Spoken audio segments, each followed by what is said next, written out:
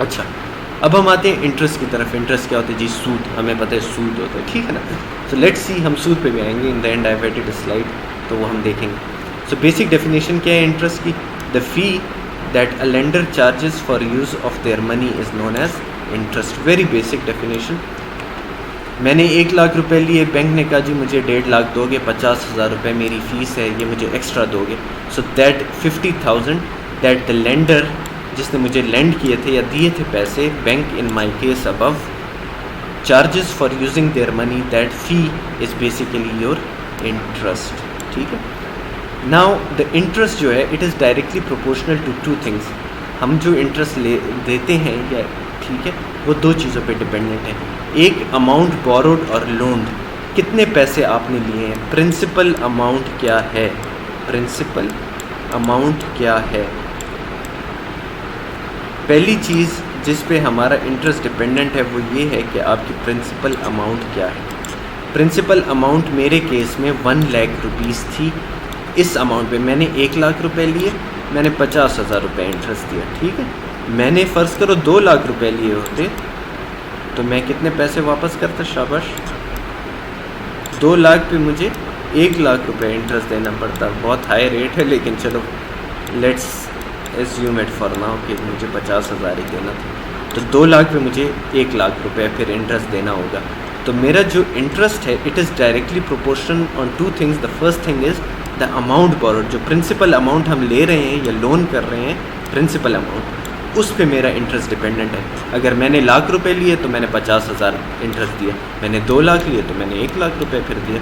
तो जिस तरह मेरी प्रिंसिपल अमाउंट ज़्यादा होती जा रही है, मेरा लोन और मेरा लोन ज़्यादा हो रहा है, इतनी मेरी इंटरेस्ट भी ज़्यादा होता जा रहा है। आई होप समझ आ रही होगी, ठीक है। Similarly the time the amount is borrowed or loan for, that also increases your interest. उसने मुझे कहा कि हर साल मुझे आपने 50,000 इंटरेस्ट देने, तो ठीक है, मैंने 1 साल के लिए पैसे लिए। उसने मुझे कहा था कि हर साल अगर तुम जितने सालों के लिए लेना चाहो ले लो, पर मुझे जो है 50,000 रुपये दोगे। तो अगर मैंने 1 साल के लिए लिए और मैंने उसको वापस कर दिए तो मुझे सिर्फ 50,000 रुपये देने होंगे। अगर मैंने 2 साल के लिए ले लिए तो फिर मुझे कितने करने पड़ेंगे?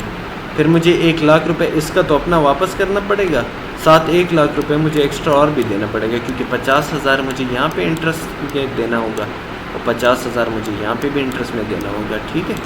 तो आपके एक चीज़ जो प्रिंसिपल अमाउंट ऑफ मनी आपने ली हो, प्रिंसिपल उस पर डिपेंडेंट है। दूसरा, जिस अमाउंट ऑफ टाइम के लिए आपने लोन लिया हो या बोरो किया हो तो उस पर भी डिपेंडेंट है।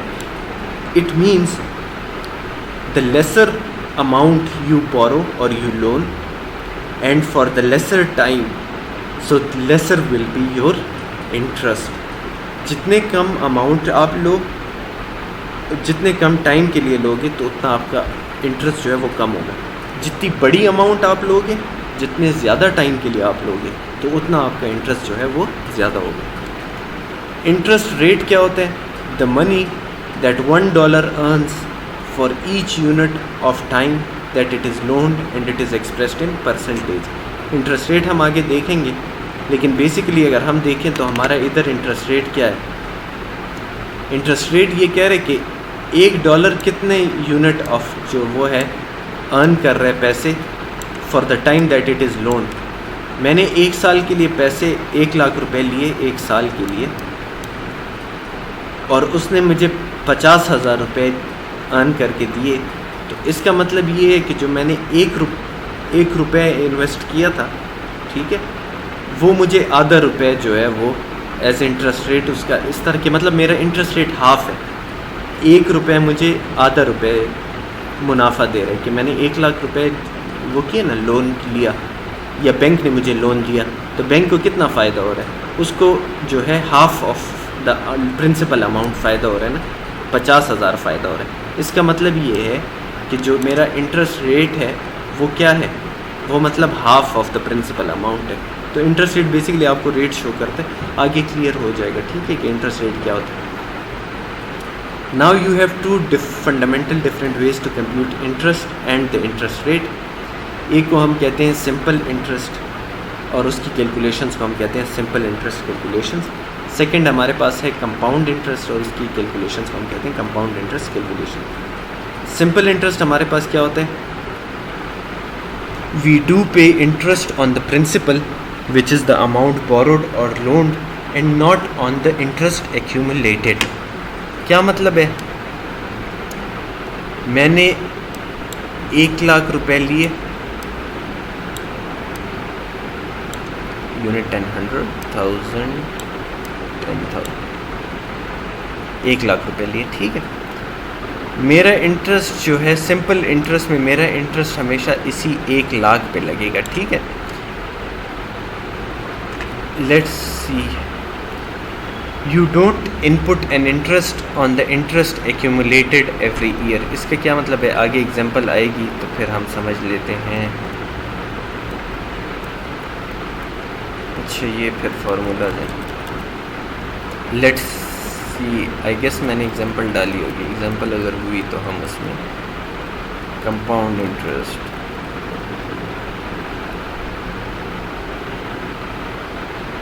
अच्छा चलो मैं इस एग्जांपल में आपको फिर समझा दूंगा, ठीक है। अच्छा, सिंपल इंटरेस्ट में ये बात याद रखनी है, देखो कि अगर मुझे कोई कह रहा है कि यार मैं आपको दे रहा हूँ 1,00,000 रुपये, ठीक है, लेट्स सॉल्व एन एग्जांपल ताकि समझ आ जाए, वरना मुझे पता है समझ नहीं आएगी। यूनिट 10, 100,000, 10,000, लाख, 1,00,000 रुपये, ठीक है। 1,00,000 rupees, I am given 1,00,000 rupees, ठीक है। और मुझे कहा है कि जी आपको 5 ईयर्स के लिए हम ये लोन दे रहे हैं, 5 ईयर्स के लिए, ठीक है। और आपका इंटरेस्ट रेट जो है वो है, लेट्स से आसानी से, ये क्या है मेरा यूनिट 10, 100,000, 10,000, लाख है, तो मैं कहता हूँ कि जी 25% मैं इसलिए ले रहा हूँ ताकि मुझे आसानी हो जाए, ठीक, 25%।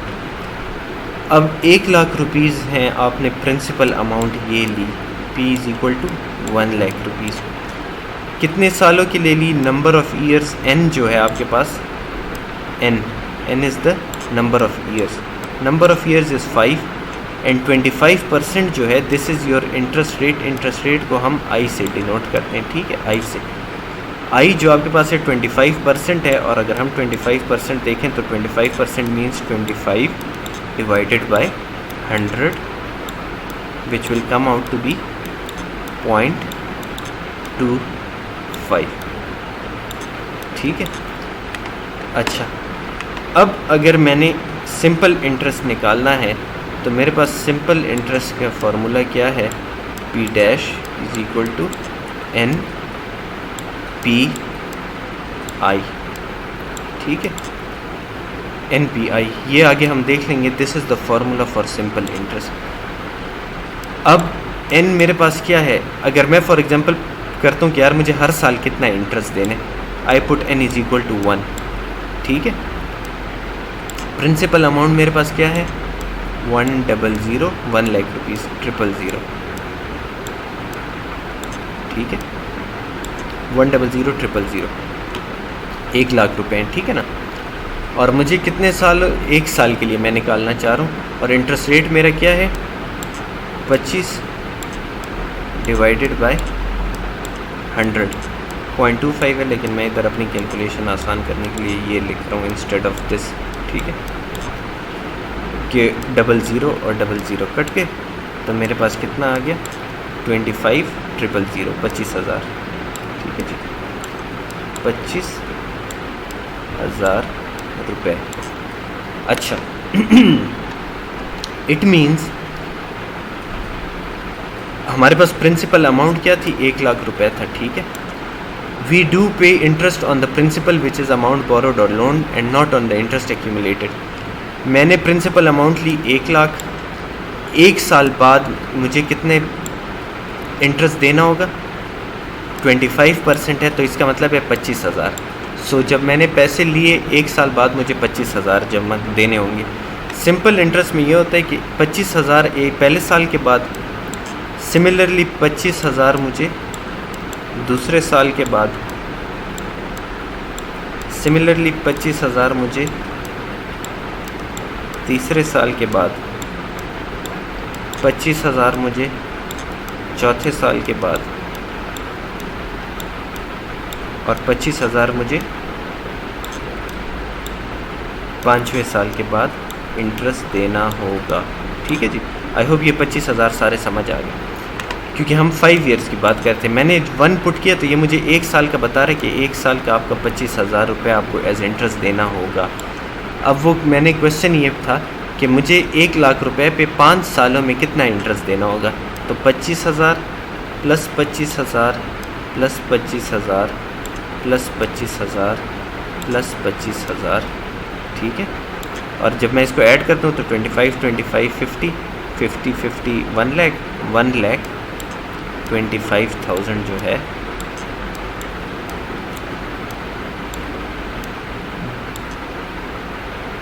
फाइव ईयर्स के बाद मुझे वापस एज इंटरेस्ट देने होंगे।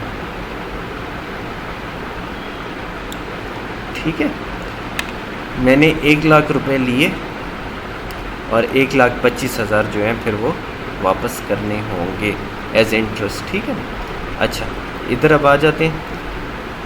When the total interest earned or charged is linearly proportional to the initial amount of the loan or principal, the interest rate and the number of interest periods for which the principal is committed, the interest and interest rate are said to be simple interest. P dash is equal to NPI. P आपके पास क्या है, जो मैंने पीछे formula लगाया था, P is the principal amount lent or borrowed. ठीक है, N is the number of interest periods, for example years. I is the interest rate per year and P dash is the total interest earned or paid. Last example जो हमने की, हमने उसमें principal amount कितनी ली थी, we took it to be 1 lakh rupees। ठीक है जी, we took the value to be 1 lakh rupees।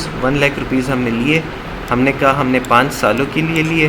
Interest rate हमने कहा कि हमारे पास 25% है, तो टोटल पी हमारे पास क्या निकल आया था, P came out to be P dash sorry P हमारे पास प्रिंसिपल अमाउंट है, P dash came out to be 1,25,000। ठीक है, this is the total interest that you have to pay. 1 lakh रुपए लिए आपने 5 सालों के लिए उसने आपको दिए, लेकिन उसने कहा कि हम आपको सिंपल 1 लाख रुपए हम आपको दे रहे हैं, 5 सालों के लिए दे रहे हैं, लेकिन उस पर सिंपल इंटरेस्ट लगेगा 25% और आपने 5 सालों बाद हमें पैसे वापस करने। तो 5 सालों पे जो सिर्फ इंटरेस्ट आ रहा है, सूद आ रहा है, वो कितना आ रहा है, 1,25,000। ठीक है, और जो वापस हमने करने होंगे, the total amount to be paid at the end of an period, 5 सालों बाद हमें टोटल अमाउंट जो करनी है वो हमें कितनी करनी होगी। हमारे पास एफ़ जो फाइनल अमाउंट हमने बैंक को देनी है, ये तो सिर्फ हमारे पास इंटरेस्ट है ना। मैंने प्रिंसिपल अमाउंट क्या बोरो की थी, पी 1 लाख रुपए, तो मैं तो वो 1 लाख रुपए भी दूंगा और उस पर सूद दूंगा ना। तो मेरे पास पी क्या है, पी 1 लाख रुपए है, तो मेरे पास जो एफ़ हो जाएगा, एफ़ फाइनल अमाउंट जो मैं बैंक को वापस करूँगा, तो it will B P plus P dash. It means it will B P dash, तो 1,25,000 इंटरेस्ट है, लेकिन जो प्रिंसिपल अमाउंट मैंने 1 लाख की ली थी तो वो भी तो मैंने वापस करना है ना। तो 1,00,000,000, तो ये कितना हो जाएगा, 2,25,000, 2,25,000 रुपीज़। ठीक है जी, रुपीज़ आपने मेंशन करने हैं या जो भी आप करेंसी यूज़ कर रहे हैं। ठीक है, इसका मतलब ये है कि अगर आप सिंपल इंटरेस्ट कर रहे हो, तो सिंपल इंटरेस्ट में जो आप प्रिंसिपल अमाउंट 1 लाख अगर आपने ली 5 सालों के लिए ली, जिस पे 25% का इंटरेस्ट रेट है, तो आपका जो टोटल इंटरेस्ट बन रहा है, सिर्फ इंटरेस्ट, वो आपका 1,25,000 बन रहा है। और जो आप उसको वापस करोगे, एफ फाइनल वैल्यू या final amount, it will be equal to P plus P dash.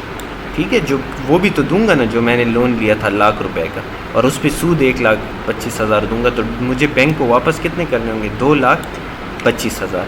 ठीक है, इसमें ये लीनियरली प्रोपोर्शनल की बात कर रहे हैं। इसका मतलब ये है कि अगर मैं ग्राफ बनाऊँ ना, ठीक है, ग्राफ बना रहा हूँ, मैंने इनिशियली लिए लेट से ये 1 लाख रुपए का, तो मैंने 1 लाख रुपए जो हैं वो लिए। ठीक है, मैंने 1 लाख रुपए लिए, यहाँ से हम शुरू करते हैं क्योंकि टाइम ज़ीरो आज मैंने लिए ना, तो मैंने आज इधर जो है ये लेट से ये रुपीज़ वाला है, ठीक है, और ये मेरे पास टाइम है, TIME टाइम, ठीक है ना। मैंने 1 लाख रुपए लिए at time equal to zero. उसने मुझे क्या 1 साल गुजर गया, ठीक है, 1 साल बाद मुझे इस 1 लाख रुपए पे 25,000 मुनाफा देना होगा, ठीक है। तो ये टोटल कितने हो गए, 1,25,000 हो गए। फिर मुझे एक हो गया, let me draw the time scale, ताकि ये 2 हो गया, ये 3 हो गया, ये 4 हो गया, ये 5 हो गया, ठीक है। अच्छा लेट मी इरेज दिस क्योंकि ये आपको कंफ्यूज कर रहा है, इतना मुझे पता है। अच्छा चलो, 1 लाख रुपीज़ मैंने इनिशियली इन्वेस्ट किए या लिए, ये मेरे पास 1 लाख रुपए, ठीक है। जब 1 साल गुजरा, हमने पिछले स्लाइड पे कैलकुलेशन की, तो मुझे 25 लाख देने थे, तो ये जो मेरे पास पॉइंट आ गया 1 साल बाद, ये कितना आ गया, 1,25,000, इसी तरह, ठीक है। फिर मेरे पास 25,000 ईयर 2 में मैंने और इस पर देने, फिर मेरे पास 25,000 मैंने और देने, फिर मैंने 25,000 और देना है, और फिर 25,000 और देने। तो वो कहते हैं कि सिंपल इंटरेस्ट जो आपके पास है वो लीनियरली इंक्रीज़ होता है, ठीक है। हमने कहा ना इंक्रीमेंट हमारे पास कितना है, 25,000, हर जगह पे 25,000 है, ठीक है।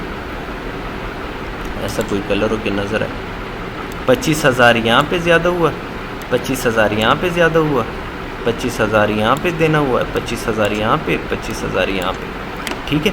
1 लाख से हमने शुरू किया, 1,25,000, 1,50,000 यहाँ पे, 1,75,000, 2 लाख, ठीक है, और 2,25,000, ठीक है। तो 2,25,000, 1 लाख भी मैं दूंगा, लेकिन हर साल मैं 25,000 का इंटरेस्ट दूंगा, और जब वो यहाँ पे टोटल पहुँच जाएगा तो ये ग्राफ मेरे पास यहाँ किधर आ जाएगा, ये यहाँ पे जो इंटरसेक्शन कर रहे हैं ये मेरे पास कितने हो जाएंगे, 2,25,000, 2,25,000 रुपीज़, ठीक है। आई होप क्लियर हुई होगी। जब अब आप इन चीज़ों को पढ़ोगे तो ये आपको समझ आएगा कि सिंपल इंटरेस्ट में when the total interest earned और चेंज्ड, इंटरेस्ट जो हमारे पास था is linearly proportional to the initial amount of loan, the interest rate and the number of interest periods for which the principal is committed, the interest and interest rate are said to be simple interest। तो ये आपको इस linearity की बात कर रहा था, ये जो लीनियर है, ठीक है ना।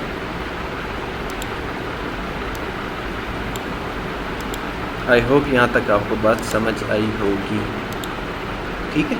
तो सिंपल इंटरेस्ट में बेसिकली आपके पास जो प्रिंसिपल अमाउंट होती है ना, हमने लाख रुपए पे एक दफ़ा लगाया तो वो 25,000, अब इसी लाख पे ही हमारा फिर 25,000, फिर लाख पे 25,000, फिर लाख पे 25,000 लग रहे हैं। इंटरेस्ट जो है वो प्रिंसिपल अमाउंट से चल रहे हैं। अब कंपाउंड इंटरेस्ट जो है वो सेकंड टाइप ऑफ इंटरेस्ट है। उसमें क्या डिफरेंस होता है, कॉन्सेप्ट सेम है लेकिन एक चेंज उसमें है। यहाँ पे आपका जो इंटरेस्ट लग रहा था वो हमेशा प्रिंसिपल अमाउंट 1 लाख पे था, 1 लाख पे 25,000 देने हैं, हर साल बस 25,000 देने हैं, ठीक है ना। अब कंपाउंड इंटरेस्ट पे हम आते हैं।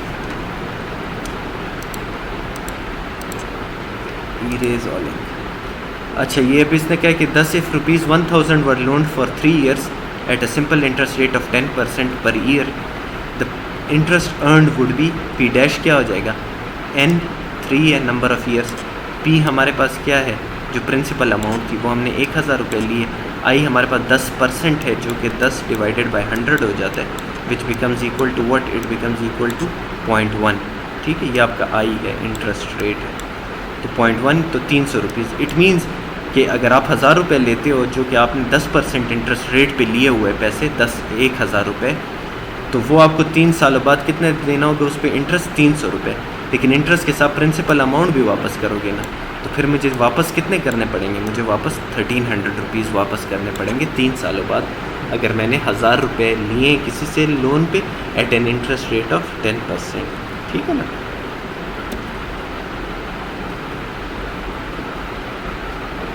बस चलो ये फिर हो गया। अच्छा, अब when the interest charge for any interest period a year for example is based on the remaining principal amount plus any accumulated interest charges up to the beginning of that period, the interest is said to be compound interest। इस definition को जब मैं समझा दूँ उसके बाद देख लो, ठीक है। कंपाउंड इंटरेस्ट का फॉर्मूला हमारे पास क्या होता है, F is equal to P into 1 plus I whole power n। Simple interest का हमारे पास फॉर्मूला क्या था, P is equal to n, sorry P dash is equal to n P I, ये याद रखना है। अच्छा, और फिर उसके बाद हम f निकालते थे, f is equal to p plus p dash. यहाँ पे आपको डायरेक्टली f निकाल के दे रहे, ठीक है। ये आपको इंटरेस्ट नहीं बता रहे, ये आपको ये वैल्यू बता रहे कि फ़ाइनल टोटल पेमेंट कितनी करोगे। ये एक चीज़ का आपने ख्याल रखना है सिंपल और कंपाउंड इंटरेस्ट में। सिंपल इंटरेस्ट में हम सिंपल इंटरेस्ट भी निकाल सकते हैं और उसके साथ हम फाइनल अमाउंट भी निकाल सकते हैं जबकि कंपाउंड इंटरेस्ट में आप डायरेक्टली फाइनल अमाउंट निकालते हो, जिसका फार्मूला है P into 1 plus I whole power n। P is the principal amount lent or borrowed, हमें पता है। N is the number of interest periods, number of years, ठीक है। I is the interest rate per interest period and F is the total amount that will be earned or that you need to pay at the end. Here interest rate is applied on a value from previous calculation। क्या मतलब है इसका? The effect of compounding of interest can be seen in the following table for ₹1000 loan for 3 periods at an interest rate of 10%। हमने पिछले slide में यही example देखी थी।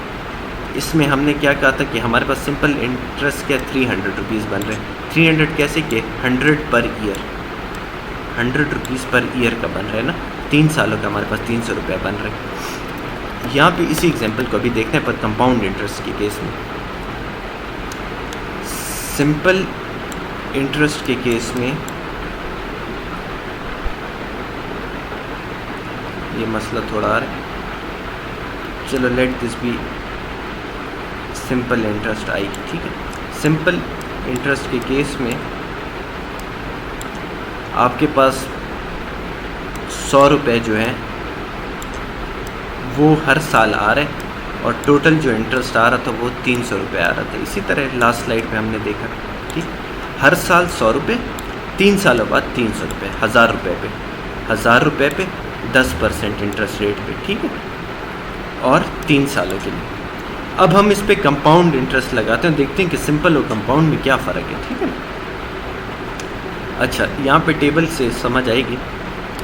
पीरियड हमारे पास 1, let me convert this into rate ताकि नजर आए, 2 and 3, ठीक है जी, 1, 2 and 3। अब 1 में amount owed at the beginning of period 1, मैंने 1000 रुपये लिए, 1 साल गुजरा, उस पे इंटरेस्ट आया 100 रुपये, ठीक है। 10% कितना बनता है 1000 का 10%, 100 रुपये। तो जो मैंने 1 साल बाद मेरे पास टोटल अमाउंट हुई वो कितनी बन गई, 1100 रुपये, ठीक है। अब अगर कंपाउंड इंटरेस्ट की हम बात कर रहे हैं तो कंपाउंड इंटरेस्ट फिर ये नहीं करता कि फिर 1000 रुपये पे दोबारा, जैसे ये कंपाउंड के, let me draw simple interest के केस में। देखो ये 100 था ना, जब आपके पास 1000 प्लस 100 जो आपका इंटरेस्ट आया 1 साल बाद 100 रुपये, तो आपके पास जो अमाउंट आ गई वो 1100 रुपये आ गई। अब जो अगला इंटरेस्ट लगेगा वो इस 1100 रुपये पे लगेगा। तो जैसे ये 1100 रुपये है ना जो मेरे पास 1 साल बाद आ गए थे, दूसरे साल के स्टार्ट में मेरे पास 1100 रुपये, तो अब 1100 पे 10% लगेगा तो वो कितना बन रहा है 110 रुपये। इस पे इसका 10% जो है वो 110 रुपये बन रहे हैं। तो फिर आफ्टर 2 ईयर्स जो मेरे पास अमाउंट आ जाएगी वो कितनी हो जाएगी 1210 रुपये। फिर इस 1210 रुपये पे दोबारा इंटरेस्ट होगा 10%। तो इस 1210 का 10% क्या है 121 रुपीज़, और 121 रुपीज़ जो हैं वो जब इस 1200 के इसके साथ ऐड होंगे फिर मेरे पास क्या बन जाएगा 1331। समझ आई कि नहीं आई? मुझे खुद लग रहा है कि आपको समझ नहीं आई। अभी मैं दोबारा समझाता हूँ। अपने बैंक में हम पैसे रखते हैं, हम उसको ऐसे समझें कि आपकी जो बैंक में पैसे पड़े हुए हैं वो कंपाउंड इंटरेस्ट पे पड़े हुए हैं, ठीक है। अच्छा, मैंने रखे बैंक में या आपने रखे 1000 रुपये, ठीक है, और बैंक ने आपको कहा कि जी आपका इंटरेस्ट रेट है 10% पर ईयर और जो है कंपाउंड इंटरेस्ट लगेगा। आपने कहा ठीक है। एक साल के शुरू में मैंने 1000 रुपये रखे, जब साल गुजरा बैंक ने मेरा 10% उस 100 रुपये बनते थे वो मेरे अकाउंट में डाल दिए, तो मेरे पास जो अब अकाउंट में पैसे हैं वो कितने हैं 1100 रुपये हो गए, ठीक है ना। आई होप अभी समझ आ रही होगी। अब तो मेरे अकाउंट में 1100 रुपये हैं जब दूसरा साल शुरू हुआ, ठीक है। ये देखो, दूसरा साल जब शुरू हुआ तो मेरे अकाउंट में 1100 रुपये हैं। अब फिर जब एक साल इस पे गुजरा तो बैंक ने तो मुझे इस पैसे पे फिर जो है ना वो मुझे इंटरेस्ट इस पे लगाना है, तो उसने 1100 पे मुझे फिर 10% इंटरेस्ट दिया, तो वो इस दफ़ा जो था वो 110 रुपये बना। तो जब 110 रुपये बना तो मेरे पास अकाउंट में कितने पैसे आ जाएंगे 1100 मेरे पास एक साल बाद थे, ठीक है। 1100 के साथ जब मैंने ये रुपए जमा किए 110 रुपये, तो मेरे पास कितने रुपए बन गए 1210 रुपये, ठीक है। अब मेरे पास 2 सालों बाद 1210 रुपये हो गए। अब मेरे अकाउंट में तो 1210 रुपये हैं, तो जब फिर इस पे तीसरा साल मतलब स्टार्टिंग में मेरे पास 1210 रुपये हैं, जब इस पे तीसरा साल भी गुजर जाएगा तो मुझे बैंक फिर इस 1210 पे 10% जो है वो इंटरेस्ट देगा, और वो कितना बनता है 121 रुपीज़ बनता है। तो जब वो 1210 के साथ 121 रुपीज़ ऐड कर देंगे तो आफ्टर 3 इयर्स मेरे पास पैसे कितने हो जाएंगे 1331 रुपीज़। तो ये बेसिकली क्या हो रहा है, ये कम्यूलेट हो रहा है, इंटरेस्ट कम्यूलेट हो रहा है। कम्यूलेट का मतलब ये है कि मैंने 1000 रुपये जमा किए, 100 रुपये इंटरेस्ट आया, उसने कम्यूलेटिव जो मेरे पास है 1100 रुपये बनाए। फिर अगला इंटरेस्ट मेरा इस कम्यूलेटिव अमाउंट पे 1100 रुपये पे बना। जब इस 1100 पे मेरा इंटरेस्ट लगा तो मेरे अमाउंट 1210 रुपये बन गई। फिर 1210 पे मेरा अगला इंटरेस्ट लगा, ये देख रहे हो 1210 पे मेरा इंटरेस्ट लगेगा कम्यूलेटिव अमाउंट पे, और वो कितना लगा 121 रुपये का, तो मेरे पास 1331 रुपीज़ बन गए, ठीक है ना। तो कंपाउंड इंटरेस्ट में आपकी जो अमाउंट है वो कंपाउंड होती जाती है और उस कंपाउंडेड अमाउंट पे आपका इंटरेस्ट लगता है, ठीक है ना। अच्छा, अब सिंपल की साइज़ को ज़रा क्विक कंपैरिजन मैं करता हूँ ताकि आपको समझ आ जाए कि इन दोनों में डिफरेंस क्या हो रहा है। सिंपल इंटरेस्ट में मेरे पास हमेशा इंटरेस्ट किस पे लगता है, ये याद रखना है, प्रिंसिपल अमाउंट पे, ठीक है। मैंने 1000 रुपये रखे, एक साल बाद मेरे प्रिंसिपल अमाउंट 1000 पे इंटरेस्ट लगा, तो मेरे पास कितने पैसे आ गए 1100 रुपये आ गए, ठीक है, 1100 आ गए। अब 1100 पे मेरे इंटरेस्ट लग रहे हैं, सिंपल इंटरेस्ट की मैं बात करूं, लेकिन वो प्रिंसिपल अमाउंट पे लग रहे हैं। तो वो प्रिंसिपल अमाउंट पे क्या लग रहा है, प्रिंसिपल पे 10% 100 रुपये बनता है ना, तो यहाँ पे भी 100 रुपये हो जाएगा, ठीक है। तो जब 100 रुपये हो जाएगा तो मेरे पास ये 1100 हो गया था, तो 1100 जमा 100, तो ये कंपाउंड के केस में 1210 है, लेकिन सिंपल के केस में कितना बनता है 1200 रुपये। डिफरेंस देख रहे हो, क्यों? क्योंकि सिंपल के केस में मेरे पास जो प्रिंसिपल अमाउंट है इंटरेस्ट सिर्फ उस पे जितना बनता है वो ऐड हो रहा होता है, तो यहाँ पे भी 100 रुपये, तीसरे साल के बाद यहाँ पे भी 100 रुपये, सिंपल के केस की बात करूँ तो मेरे पास ये 1200 रुपये सिंपल के केस में है ना, तो ये भी 1200 हो जाएगा सिंपल के टेबल में। 1200 जमा 100 कितना हो जाएगा, तो ये कितना हो जाएगा 1300, ठीक है। तो सिंपल इंटरेस्ट के केस में अगर हम 1000 रुपये लेते हैं सिंपल इंटरेस्ट में, तो हमें 1300 जो है टोटल वापस करने होंगे, ठीक है ना। और अगर हम कंपाउंड इंटरेस्ट पे लेते हैं तो हमें 1331, ये 31 रुपये जो ज़्यादा आ रहे हैं ये बेसिकली वो कंपाउंडिंग की वजह से आ रहे हैं, ठीक है। तो कंपाउंड सिंपल इंटरेस्ट जो आपके पास होता है वो हमेशा लीनियरली ग्रो करता है, 100 रुपये 100 रुपये 100 रुपये, ठीक है। जो आपके पास कंपाउंड इंटरेस्ट है, ये मैं इधर एस लिख रहा हूँ, सिंपल इंटरेस्ट, कंपाउंड इंटरेस्ट आपके पास एक्सपोनेंशियली ग्रो करते हैं। फॉर एग्जांपल पहले उसने आपको कहा कि आपका 1000 रुपये से आप 1100 पे आ गए, ठीक है, 1100 पे, 1100 से आप 1210 पे आ गए, 1210 से आप 1331 पे आ गए। तो जो आपका कर्व है या ग्राफ है वो एक्सपोनेंशियली इंक्रीज़ करने लग जाते हैं विद टाइम। जैसे जैसे आप आगे जाते जाते हो तो आपका एक्सपोनेंशियली इंक्रीज़ करता है। ये किसके लिए? कंपाउंड इंटरेस्ट के केस में। सिंपल इंटरेस्ट के केस में एक्सपोनेंशियल नहीं आता, बस ये इसी तरह लीनियरली कर्व आगे जाती जाएगी। क्यों? क्योंकि आपका यूनिफॉर्म इंक्रीमेंट लग रहा है 100 100 100। आई होप यहाँ तक बात समझ आई होगी, ठीक है। अब जब थ्योरी पढ़ोगे तो समझ आएगी। थ्योरी वैसे भी इतनी ख़ास वो नहीं है, कॉन्सेप्ट आपको समझ आना चाहिए कि कंपाउंड इंटरेस्ट में basically your interest is compounded with the principal amount and then जो आपका नेक्स्ट इंटरेस्ट लगता है वो आपको उस टोटल अमाउंट पे लगता है, ठीक है ना। अब ग्राफ हम देख लेते हैं। ये जो मैंने पीछे खुद हाथ से बना रहा था, अब ये देखो, ये वही कंपैरिजन है। इंटरेस्ट पीरियड 3 साल, ₹1000 हमने इनिशियली इन्वेस्ट किए। अगर हम सिंपल इंटरेस्ट की बात करें तो 1100 मतलब 1100 फिर 1200 फिर 1300, 100 लीनियरली आप बिल्कुल सीधा सीधा जा रहे हैं, 100 100 100 ऊपर जा रहे हैं। कंपाउंड इंटरेस्ट के केस में 1100 1210 1331 इंक्रीज़ हो रहे हैं, ठीक है ना। क्यों?